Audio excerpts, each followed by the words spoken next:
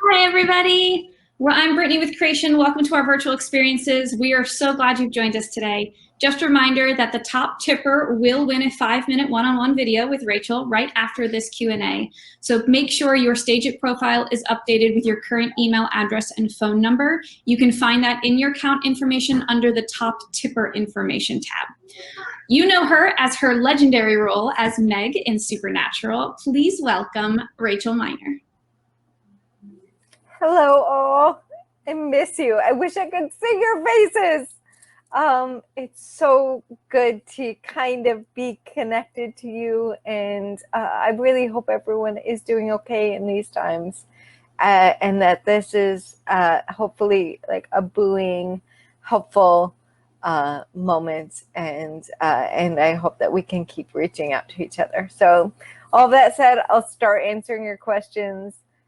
Again, I'll just imagine your faces, and please feel hugged and loved, and know I miss you greatly.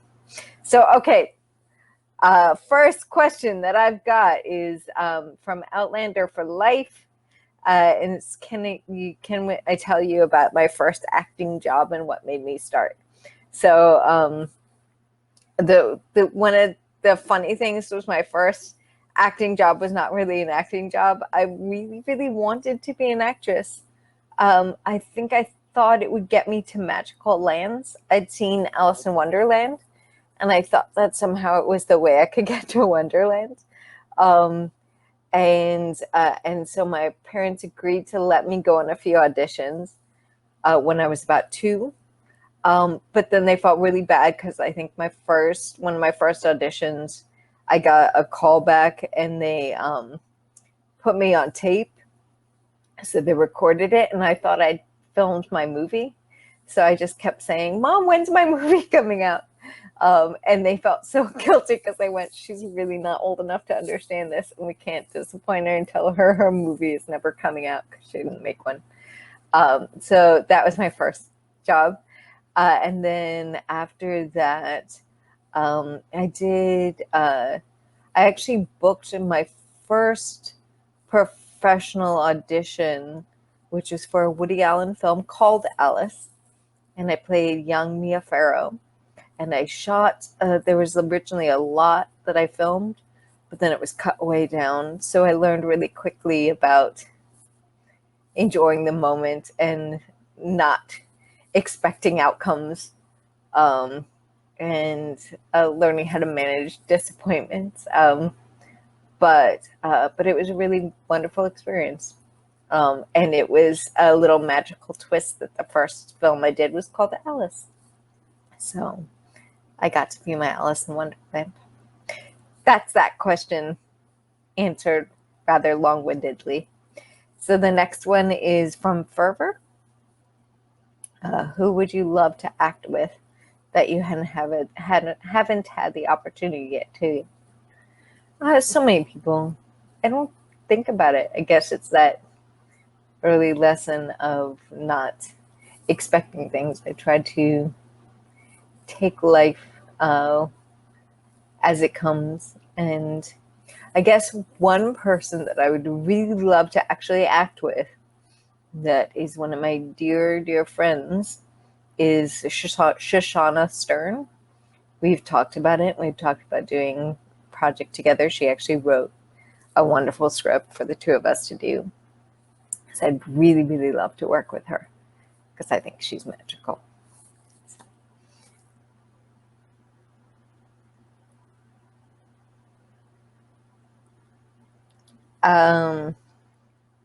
Okay. Or am I helping with Gishaween?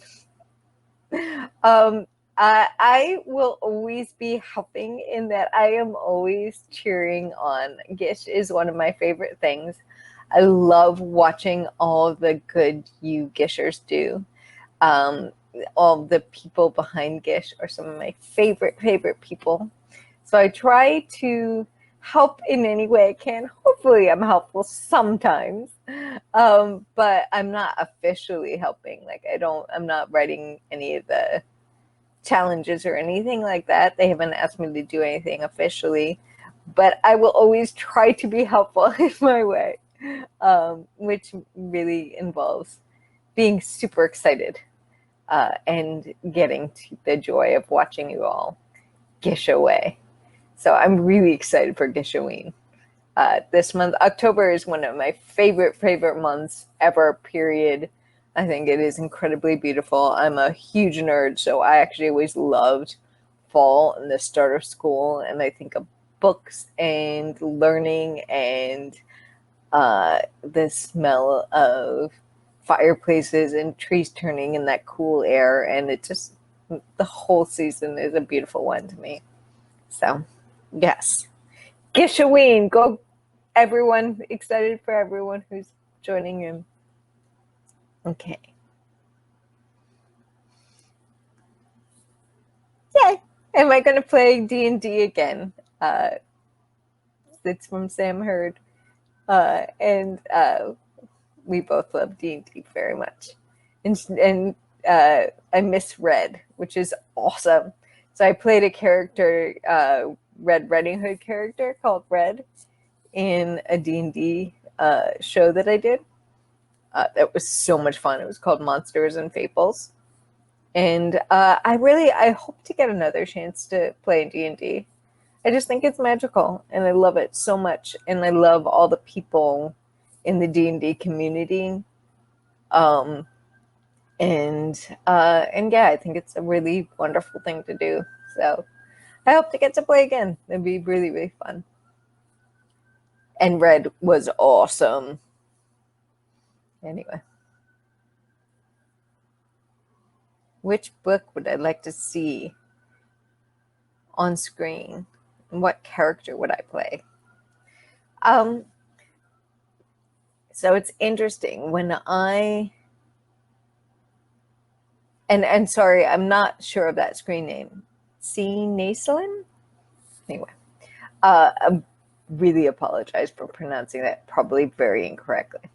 So the thing with me with my imagination is I don't think I usually make myself part of that. So when I really fall in love with a show or a book or anything, I'm not like imagining myself being a character in the scenario. I kind of love the magic of just imagining the scenario. I'm trying to think what books I would love to see on screen. I love nonfiction. So I don't think there's a lot of on-screen. I love ideas. I just love seeing them. I love contemplating them and talking about them. I think my ideal would be to have like a salon, like in the days where I used to have like salons in people's living rooms where we all just talked about ideas and ways to help the world and things like that. I think that would be my joy, my dream. So yeah, I don't have particularly a book that I would want to see made into a film or that I want to be a part of necessarily, though I always enjoy when they are. I wish this is one of those where if I was actually talking to all of you live, I would just turn and start asking you what you wanted to see, because I bet I would get a lot of amazing answers. And then I'd wish I'd said those. But yeah, what I actually want to see is I want to have a literary salon and have us all just talk about ideas and books, and that would be awesome. Anyway. Okay. Snips 92. What was the call like when they asked you to come back for season 15? That's a really good question. I think that it was all via email. I was really excited. I had discussions because I obviously have a few friends on the show in all sorts of capacities. I've become friends with a lot of the actors, obviously, but also writers and so forth. So we'd had some preliminary kind of discussions of maybe it might happen. But it wasn't until I got the official email through my managers that it was happening that I knew for sure. which is really cool. And I don't know, I was just super excited. And my thing is, I love this group so much. And whether I get to be a part of it or not, I just enjoy what they're creating. But it was really a magical thing to get to be a part of that family again. And it was the first time that I worked in, I think it's between 7 and 10 years. It's a long time. I think it's 7 years. And I hadn't been on a set, and it just felt like home. And it was really wonderful to get to be there and to feel welcomed by that group again, and in that way. So, yeah. Shannon J. What have I been doing to stay sane during the pandemic? That's a really good question. First of all, it assumes that I stayed sane, which is a big assumption. No, to me, I think with everything in life, it's really important to find the joy in the moments to be grateful for and the things to be grateful for about every circumstance that comes up. So this is just another one of those challenges. And I actually feel like there are a lot of things that I'm really grateful for about this period of time. And I also know so many people are going through such hard things that I just hope that maybe we learn more as a human race to look out for each other better and to set things up in a way that everyone is cared for. So yeah, I guess my big hope always is that we come away better for it as a human race. And I guess that's where my focus goes a lot of the time. I think,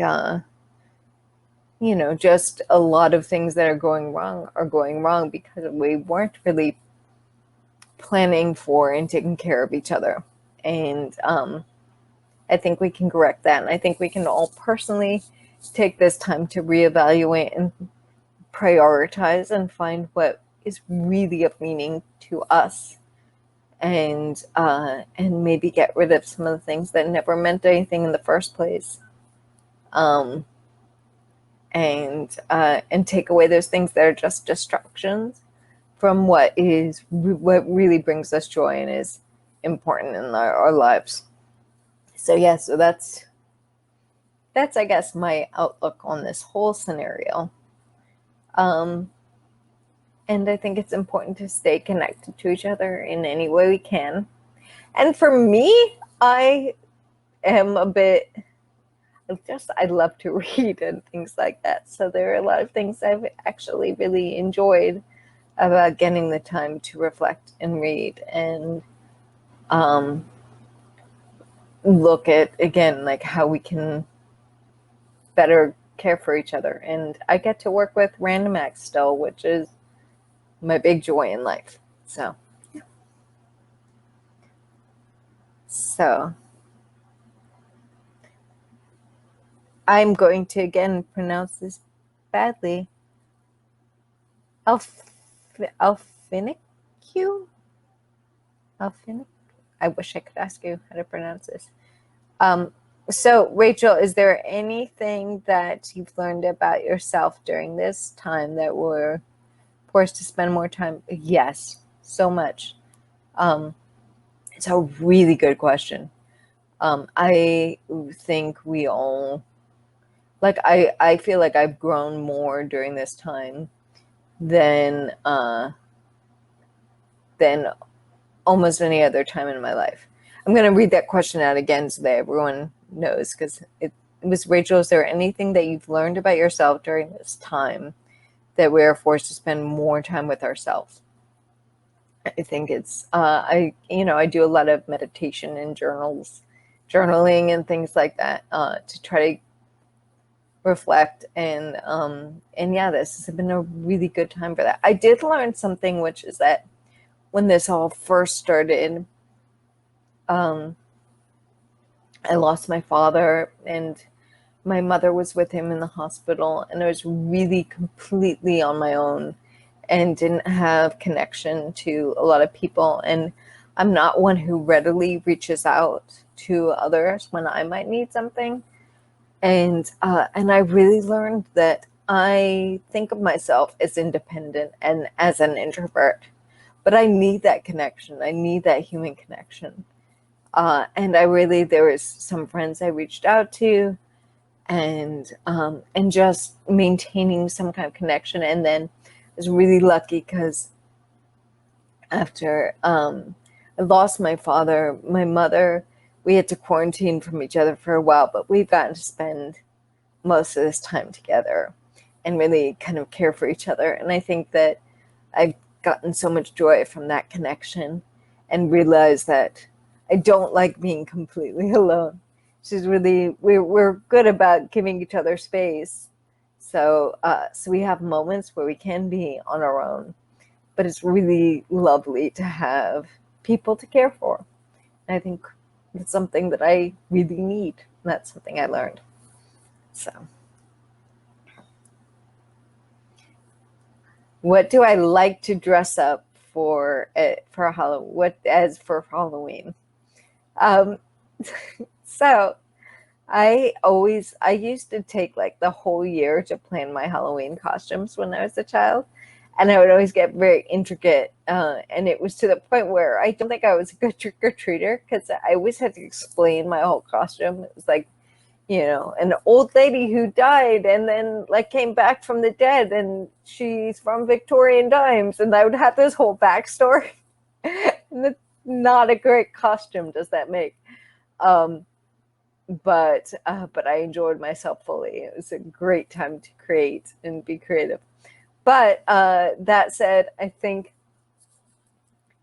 I'd say, looking back from all the years of costume, my favorite thing I dressed up was Una from Legend, the fairy, Una the fairy. I love fairies, if you can't tell. So that's probably one of my most joyous things. And then for Gish one year, they made a challenge where a lot of you made me magical creatures. So I got to be mermaids and fairies and things like that. And that gave me great, great joy. So yeah. So from Ernie Demos, does RandomX keep me busy? Yes. Yes, RandomX keeps me very busy. The staff is now over 100. I think we're like almost 120 people or something. It's a lot of people. A lot of amazing people. And we're global. And so it's people from every time zone all over the world. And they're just so incredible. And we're working on so many fronts. And there's so many departments and there's a lot of work that I guess everyone doesn't see necessarily at every moment. And so it's just incredible, incredible team.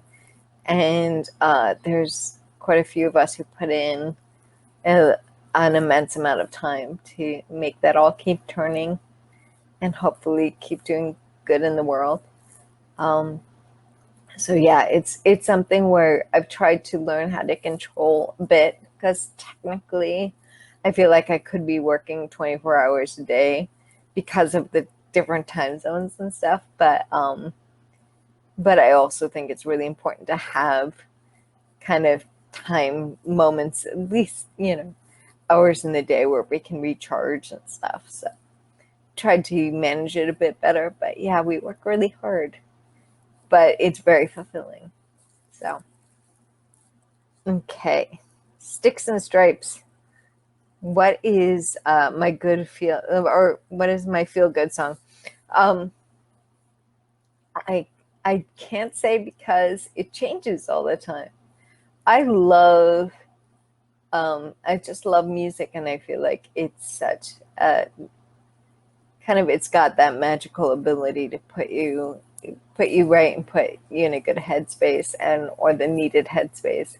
So it's something I've always used, but it kind of changes all the time what that kind of like lifts my spirits, sends me in the right place at the right moment. So I don't have like one go-to song. I have whatever is my go-to song at a given time. So yeah, sometimes I try to post lists of what I'm listening to it at at a certain point in my life, and I'll try to do that. Sam Winchester Share? Okay. What's really weird food that I actually enjoy? Okay.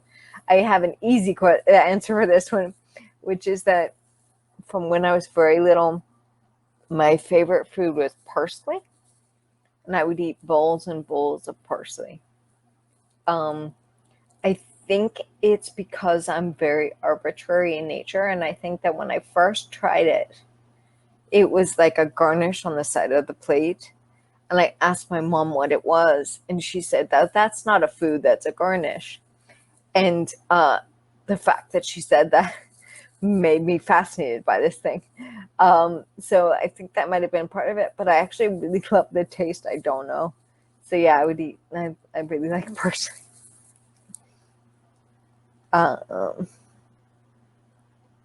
Wayward cat. What animal would you want to be reincarnated as? Oh, that's awesome. I love that. A dolphin. I love dolphins. Went swimming with wild dolphins once when I was younger, and it was a eco tour thing, and he was very conscious of, he kind of cultivated a relationship with this one pod of dolphins. But in order to go out, he had to vet us and make sure we weren't allowed to touch them, because they actually can get they can get sick from the germs on our skin. So yeah, we went in, and he also said sometimes they take a liking to you, sometimes they don't, or whatever. And this one dolphin actually decided to be friendly with me, and was doing, if I spun, it would spin, and was playing games with me and stuff. And it's a really incredible magical experience. And I think they are highly intelligent, brilliant, and just joyful creatures. So I would love being a dolphin for a while. So Outlander for life again. Hey, good to see you again. Have I ever been starstruck? Yes, I think so, but not probably. Let's see. I really get inspired by people who do a lot of good in the world. I'm trying to think. There are people I don't know if it was total Star Trek struck, but for those of you that watched when we did the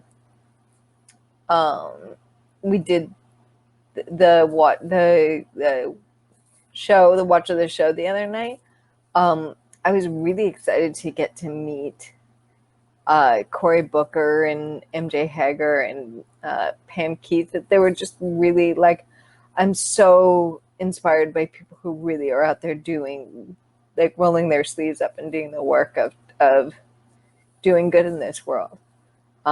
So I definitely felt, awed by them. So yeah.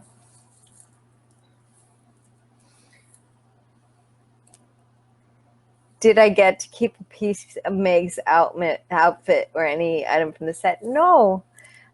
They've always been really good about keeping all that stuff there and together. So I didn't take anything. I should have, but I will always have it in my memory. And yeah. My friend so this is from Krista Denning. My friend Liv inquires how being part of Supernatural changed your outlook on struggles in life. It's a really good question. I think it's very hard to like pull apart and tell what gave me what perspective, but I know that being a part of this supernatural family absolutely pulled me through and probably saved my life many times. I think a lot of us have felt.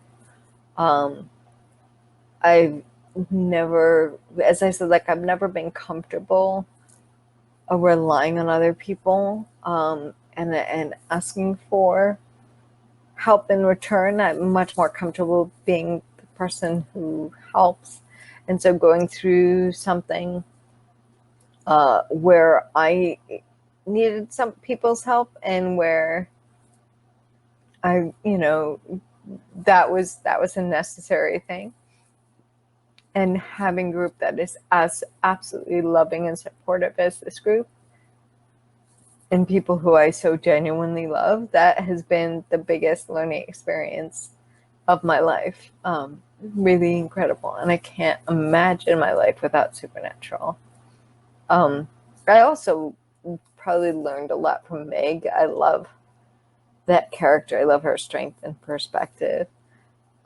But yeah, even working on the show, it's just such a wonderfully supportive, loving group of people. And so I've learned from that in so many ways and grown from that in so many ways. So I think just even knowing that's possible is a learning experience in itself. Aurora 12.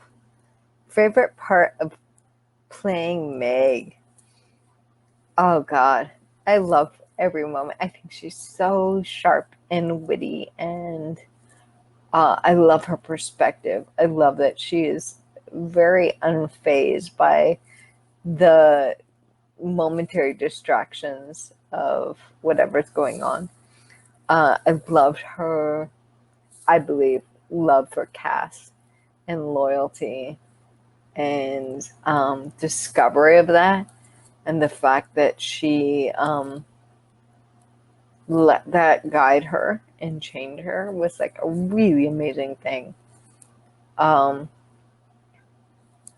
So I don't know about favorite part, but I think that like that shift when Meg shifted from working against the guys to working for them when she fell for Cass and everything, I think that was really an exciting thing. I also love that final episode and the final speech in the final episode, that conversation with Sam and they go save your brother and my unicorn. Fact that she so without hesitation sacrificed herself for them because it was the right thing to do. I think that was a really magical thing. Oh. Okay. Shay B. Very serious question. Pineapple on my pizza, yes or no? One, I don't eat pizza. I am so like health minded and stuff. I eat drink a lot of green juice and don't have any. Yeah, I don't eat pizza. Anyway, but I loved pizza when I was younger. I ate pizza without cheese, was one, and generally without any toppings. Sometimes vegetables. But yeah, no. So I would never have been a pineapple pizza person. Apologies. I like pineapples on their own, but not pineapple pizza. I'm sure I created a whole scandal by saying that. So Sam Hurd. What's my comfort show? It's a really good question. Again, I go through phases and different things that I use at that time and I cycle out. But one of my comfort shows is Doctor Who. I really love that show. I think it's really good for the world. Like it's one of those things, often what I fall in love with about shows and stuff too is I think that the lessons are really good. I love the character of Doctor Who.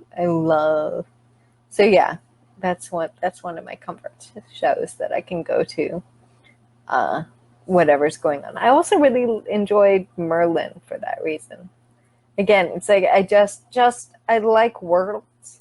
I like being able to escape to worlds. Um, and so yeah, so it's not even my favorite shows and my comfort shows are sometimes different, but there are those shows where I know it'll just make me feel safe and distract me in a really magical way. So yeah, it's a great question. Brittany. No, it's Miss Huntress. If you're if I was a fairy, which color would my wings be? Oh, that's a perfect, amazing question. I always thought it'd be like kind of clear, but rainbow. So like an iridescent kind of rainbowish clear wings. I actually had a really magical thing one time, at least to me, where I've actually had a couple times where people said they could see my wings, usually like little kids, or like I had a homeless man once, whatever, which it made it felt like a really special moment. Don't tell me, don't take away from it and say they were just probably making it up or something. Anyway, um, yeah, I would like kind of like clear iridescent wings. I'd love to hear all your responses on that. Uh, Sierra Papanov, what is something you'd like to do post-pandemic? That's a really good question. It's funny, I guess it comes from that thing of really trying to enjoy the moment. I don't know what post-pandemic will look like. I don't know. I don't think a lot about what will happen, but I definitely I'm excited to go out to the park again without worrying. And, I'm excited. I would love to go. I miss the UK. I miss England. I would love to be able to travel back to the UK.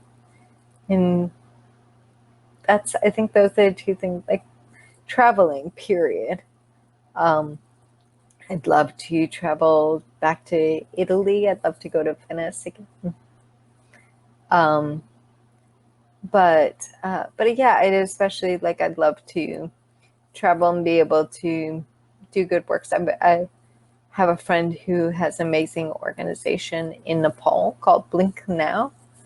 I'd love to be able to go to that home. It's a home for children, and it's an amazing outreach organization and whatever. So I'd love to be able to visit there as well. Jenny C89. Was it hard to play the empty who has such hatred for Cass in contrast to Meg's love for Cass? Yes. I mean, yes and no. It was a fun character to play in that such a nutty, strange way of existing. But yeah, I actually did. It was very hard.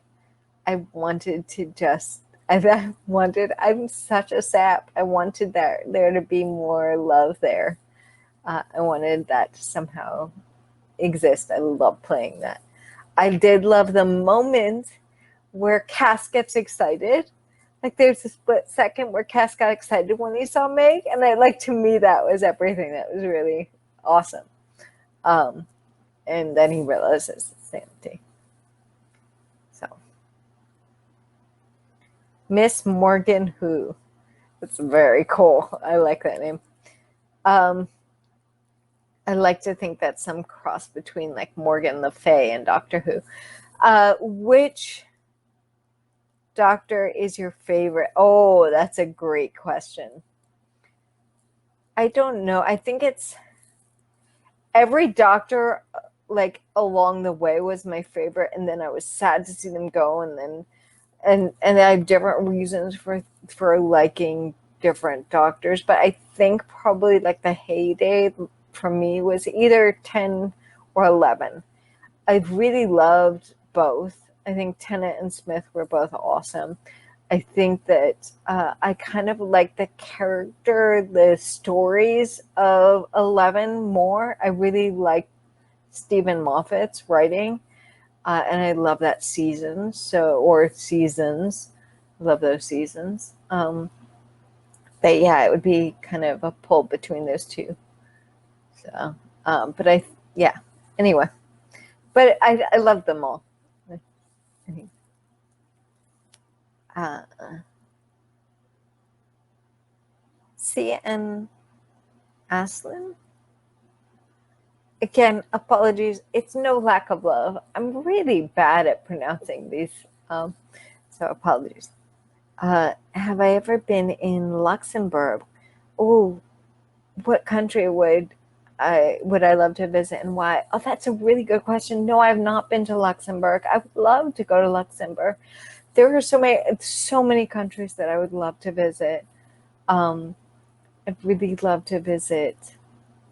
I think basically every country in the world. I'm often pulled to different countries at different times. I'm such a nerd that what I tend to do is get really obsessed with a certain culture and history and language and whatever, and I'll kind of like it has my full heart at that time, and then I'll cycle into another, and then I sometimes go back and I just think that we live in a really rich world, and it makes me feel more connected to humanity and all of us the more I learn about our shared experience, our different languages, or just our histories, our missteps, our everything. Like I want to understand our religions, our mythologies, like all of this just gives me so much joy because I feel like there's such depth and richness to every individual and every culture. So that's my nerdiness. Okay, so Shay B, all right, which Doctor Who thing would I like to have? Like a sonic screwdriver, or a psychic paper, or a TARDIS. I want a TARDIS. Are you kidding me? I definitely want a TARDIS. I want to go and explore and travel, and I think that would be absolutely amazing. And TARDISes are awesome too. Did you see the Neil Gaiman episode where the TARDIS was a woman? She was batty and wonderful, and yes. Anyway, I want a TARDIS. So, Sam's girl. Which co-star would I quarantine with? Oh, I cannot choose just one. I absolutely love and miss everyone. I think one of the most magical things is doing all the creation cons and stuff and being like this traveling troupe together. And I miss my family so much. There's no way I could pick just one of them. I want to spend time with everyone. I've missed them all so much. One of the lovely things, we've got different email and text threads and things where we all can stay in touch, and I relish those moments, those conversations. All the ladies, we've got our own text thread, and we just send each other love. And I really do. It genuinely, as I said, like I'm someone who kind of flows with whatever's going on in life, but I genuinely miss everyone, and I wish I could send them all hugs. And so I'm not picking one of them, but I would love to have just like if I could have the creation green room wherever, just like a magic portal to some green room where we can all say hi to each other. That would be perfect. So, Jen Sylvia, who's my favorite Hogwarts professor? Another awesome question. Oh God, really hard. I mean, I think I love Dumbledore, and I know he was. It's stretching a bit because he wasn't a professor during the years a lot of us were reading in, but yeah, like if Dumbledore is part of that equation, it would probably be Dumbledore. But I also love McGonagall and stuff. I probably Lupin might be my second, followed maybe by Snape. I think that would be. That's a really hard question to answer. I want to be at Hogwarts. That's all I can tell you for sure. I want to be going there. And I think in terms of who I'd want to learn from, I definitely want to learn from Dumbledore, and then probably Lupin would be my next choice. Do I have a favorite poem? Oh, I missed the Valentine's Day poem reading. Yes, I do too. I miss those. Again, I have so much trouble picking favorites. I will try to just post poems that I love. Invictus is one of my favorites. I don't know, at least it leaves me feeling really good. But that's just one of many. There are so many beautiful poems in the world, and so many beautiful poets. And I'll just keep trying to share that with you all. But I definitely could not pick a favorite because I will regret it, and I'll feel sad that I didn't say some other. So, last question from Jessica Rabbit. What's your most memorable scene on Supernatural? And what's my favorite show right now? Good questions. And hugs to you too. Hugs and kisses. So my most memorable scene on Supernatural was either the pizza man or when I die. That final scene of yeah, I think either one of those, but I honestly, or the first scene that I ever did, it was such a incredible thing to get to play Meg, and I love that character from the get-go and meeting everyone. So yeah, those are three scenes that definitely stand out for me. And it's always about the people I was working with and stuff too. I love that so much. Okay. Yes. Is that? I thought I heard something. And my favorite show right now, again, cannot pick. I cycle through so much. I watch a lot of BBC shows, PBS. Basically, I'm kind of an Anglophile, and I watch a lot of shows from the UK. So, kind of take your pick, and that's usually what I'm watching is something airing on one of those channels.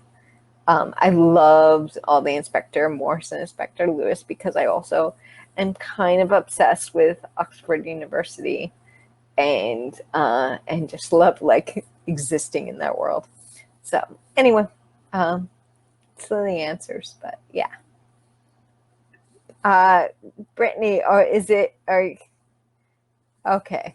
It's time to sign off and say goodbye to you all. I love you again.